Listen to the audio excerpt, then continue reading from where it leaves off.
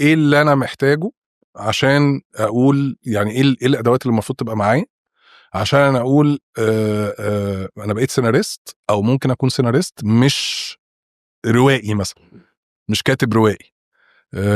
انا بكتب سيناريو مش روايات، او مش بكتب قصص قصيرة، او مش بكتب تحقيق صحفي. ايه اللي محتاج يبقى معايا؟ اول حاجه صبر ايوب. انك تبقى صبور دي عشان حقيقه، هتقعد تعدل طول عمرك.